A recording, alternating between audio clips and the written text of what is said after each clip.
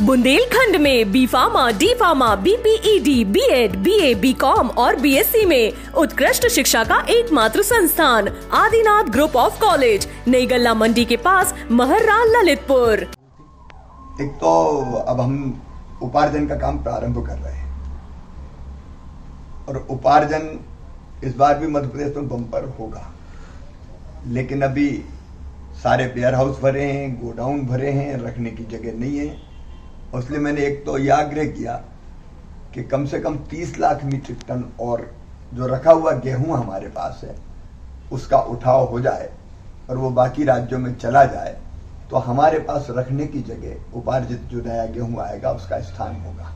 दूसरा, हमने ये भी आग्रह किया कि गेहूं रखने के लिए टेम्परेरी कैंप भी बनाते हैं, जिसमें बाहर कैंप भंडारण उसको कहते हैं, जिसमें हम बड़े वेयर हाउस के बजाय कैंप बना के उसमें भी गेहूं को सुरक्षित रखते हैं। हम सब ये समझते हैं कि कभी भी आंधी तूफान बरसात जैसा वातावरण गर्मी के दिनों में भी बढ़ता है, और इसलिए हमने कहा है कि 10 लाख मीट्रिक टन अतिरिक्त कैंप बनाने की हमको अनुमति दें। ये भी मैंने उनसे आग्रह किया है। उनसे हमने एक और आग्रह किया है कि जो PDS सिस्टम का जो हमारा अनाज का वितरण होता है उसकी सब्सिडी की राशि लगभग 2900 करोड़ रुपया भारत सरकार ने हमको दे दी है। 4000 करोड़ रुपया हमारा बकाया है, तो बकाया 4000 करोड़ रुपया भी मध्य प्रदेश को मिल जाए, ये हमने उनसे आग्रह किया है। और उसके साथ ही साथ भारत सरकार ने कृपा पूर्वक, कृषि मंत्रालय ने हमको पर्याप्त मात्रा में खाद हमेशा उपलब्ध करवाया है, और उसी का परिणाम है कि बम्पर उत्पादन मध्य प्रदेश में हो रहा है। खरीफ 2021 की फसल के लिए अभी भारत सरकार ने 12.5 लाख मीट्रिक टन यूरिया हमें आवंटित किया है, लेकिन आवश्यकता को देखते हुए मैंने अनुरोध किया है कि 12.5 लाख मीट्रिक टन के बजाय 15 lakh metric ton urea Madhya Pradesh को प्रदान किया जाए, ताकि खरीफ की फसल में बोनी के समय यूरिया की कमी ना हो।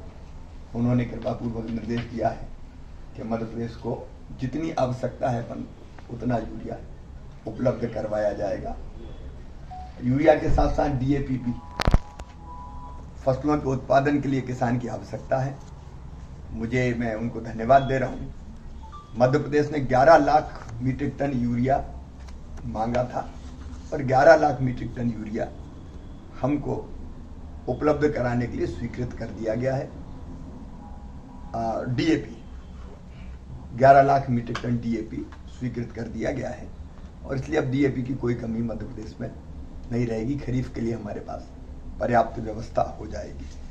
मध्य प्रदेश में इस बार भी बम्पर उत्पादन गेहूं के साथ साथ चने का, मसूर का, सरसों का हुआ है, और उत्पादन को देखते हुए जो हमारा अंदाज है कि 58,06,000 मीट्रिक टन के आसपास चने का उत्पादन मध्य प्रदेश में होगा, मसूर का उत्पादन 5,48,000 मीट्रिक टन और सरसों का उत्पादन 15,60,000 मीट्रिक टन होने का भी अनुमान है।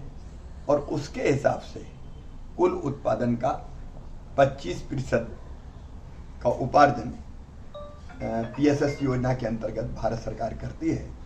तो इसी जो हमारा उत्पादन हुआ उसका 25% उपार्जन हो जाए, उसकी स्वीकृति हो जाए, इसका आग्रह मैंने माननीय मंत्री जी से किया है, और उन्होंने संबंधित अधिकारियों को बुला के निर्देश दिए हैं कि जो आवश्यकता है मध्य प्रदेश की उपार्जन के लिए उसको उपार्जित करने के लिए आवश्यक कार्रवाई करें। एक और अनुरोध मैंने किया है कि मध्य प्रदेश में अब गेहूं का बम्पर उत्पादन होता है और नरवाई जलाने की घटनाएं भी होती हैं। नरवाई जलने के कारण पर्यावरण बिगड़ता है, इसलिए जरूरी है कि नरवाई जलाने की घटनाएं रोकी जाएं, उसको हतोत्साहित किया जाए।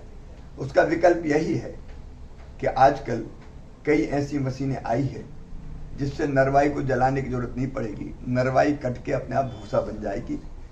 तो हमारे यहाँ जो हमारे गाय, बैल, भैंस है उनके लिए भूसे की उपलब्धता भी होगी, और नरवाई न जलने के कारण पर्यावरण में भी काफ़ी परिवर्तन होगा, पर्यावरण सुधरा रहेगा। 4 राज्यों को अभी देश के नरवाई काटने की और भूसा बनाने की जो मशीनें हैं उन पर 80% अनुदान किसानों को देने की योजना बनाई गई है। मैंने उनसे प्रार्थना की कि मध्य प्रदेश को भी इस योजना में सम्मिलित किया जाए। उन्होंने विचार करने का आश्वासन दिया है। बुंदेली बौछार की शानदार खबरों को YouTube पे देखने के लिए बुंदेली बौछार को सब्सक्राइब करें, फिर बेल आइकन दबाएं और ऑल नोटिफिकेशन पे क्लिक करें। तभी आपको मिल पे पूरी खबरें बुंदेली बौछार की।